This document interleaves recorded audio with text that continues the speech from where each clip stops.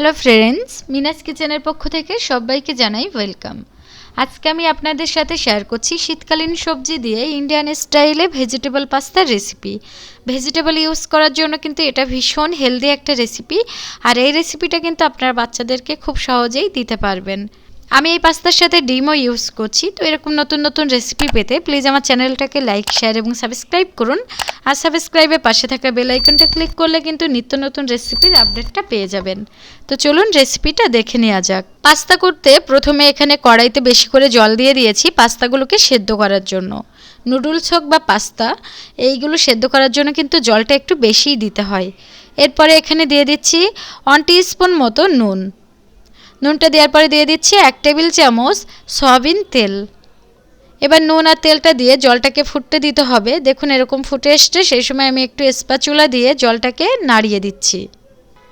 এই জলটাকে একদম ভালো করে ফুটে আসা পর্যন্ত অপেক্ষা করব।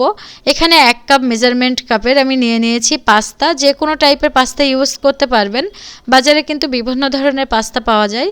আপনারা চাইলে পেনি পাস্তা ইউজ করতে পারবেন বা এই ধরনের বা নিজেদের পছন্দ মতো। আমি ছোট সাইজের এই পাস্তাটা নিয়েছি, যার কারণে কিন্তু সেদ্ধ হতেও কম সময় লাগবে। মিডিয়াম ফ্লেম করে পাস্তাটাকে সেদ্ধ হতে দিচ্ছি। 10 থেকে 12 মিনিটের মধ্যে কিন্তু ভালোভাবেই সেদ্ধ হয়ে যায়।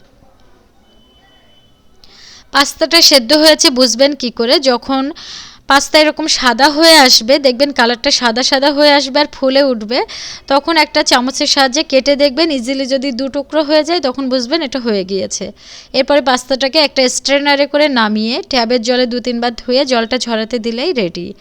এবার পাস্তাটাকে তৈরি করার জন্য এখানে আমি 2টো ডিম ইউজ করছি। একটা কড়াইতে প্রথমে দিয়ে দিচ্ছি 1 টেবিল চামচ সয়াবিন তেল। ডিম দুটোকে ভাজার জন্য তেল দিয়ে দিলাম 1 টেবিল চামচ। এরপরে তেলটাকে গরম করে নিয়ে এখানে ডিম দুটো ভেঙে দিয়ে দেব। আমি ফ্লেমটাকে মিডিয়াম রেখেছি। ডিম দুটোকে প্রথমে একটু ভালো করে ভাজবো, তারপরে কিন্তু এটাকে স্ক্র্যাম্বল করে নিতে হবে। ভেজিটেবল পাস্তাতে অনেকে আছে ডিমটা ভালোবাসে না, বা অনেকেই আছে ডিম পছন্দ করে। তো আপনারা যদি চান তাহলে ডিমটা দিতে পারবেন, আর যদি না চান তাহলে কিন্তু স্কিপ করতে পারবেন। এবার এই একই কড়াইতে রান্না করব, তার জন্য দিয়ে দিচ্ছি 2 টেবিল চামচের একটু বেশি সয়াবিন তেল। তেলটাকে প্রথমে গরম হতে দেব। এরপরে এখানে দিয়ে দিচ্ছি মিডিয়াম সাইজের থেকে একটু বড় পেঁয়াজ। আমি এখানে পেঁয়াজটাকে এভাবে কুচিয়ে নিয়েছি, আর মিডিয়াম ফ্লেম করেই কিন্তু পেঁয়াজটাকে ভাজা করছি। পেঁয়াজটাকে কিন্তু লাইট ব্রাউন বা ব্রাউন কালার করার কোনো দরকার নেই, জাস্ট এটা ভালোভাবে নরম হওয়া পর্যন্ত অপেক্ষা করতে হবে। যখন পেঁয়াজটা একদম ভালো করে নরম হয়ে আসছে, সেই সময় দিয়ে দেব সবজি। এখানে 3 রকমের সবজি নিয়েছি, এগুলোকে কেটে ধুয়ে নিয়েছি। এতে আছে গাজর, ক্যাপসিকাম আর ব্রোকলি। আপনারা আপনাদের পছন্দ মতো কিন্তু সবজি এখানে অ্যাড করতে পারবেন। চাইলে এখানে বিনস অ্যাড করতে পারবেন বা মটরশুঁটি বা শীতকালীন বিভিন্ন সবজিও দিতে পারবেন। এখানে দিয়ে দিলাম একটা ছোট সাইজের টমেটো কুচি। তারপরে সবজির জন্য দিয়ে দিচ্ছি নুন। এই সবজিগুলো কিন্তু খুব দ্রুত সফট হয়ে আসে, টাইমও কম লাগে। আর আপনারা যদি পাতলা করে কুচিয়ে নেন, দেখবেন খুব দ্রুত এটা সেদ্ধ হয়ে যায়। আমি ফ্লেমটাকে লো করে ঢাকনা দিয়ে ঢেকে দিলাম সবজিটাকে নরম করা পর্যন্ত। দেখুন সবজিটা যখন একটু নরম হয়ে এসছে, তখন ঢাকনাটা ওপেন করলাম। এখনো সেদ্ধ হতে একটু বাকি ছিল, তো আমি ঢাকনাটা কিন্তু খুলেই এবার ভাজা করে নিচ্ছি।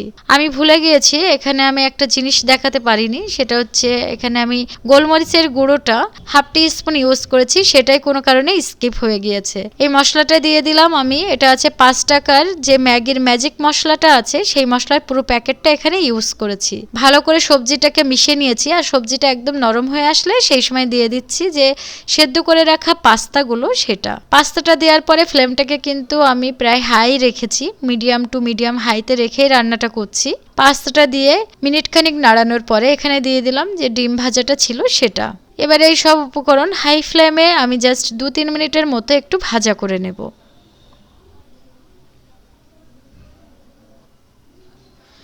এখানে দিয়ে দিচ্ছি নুন।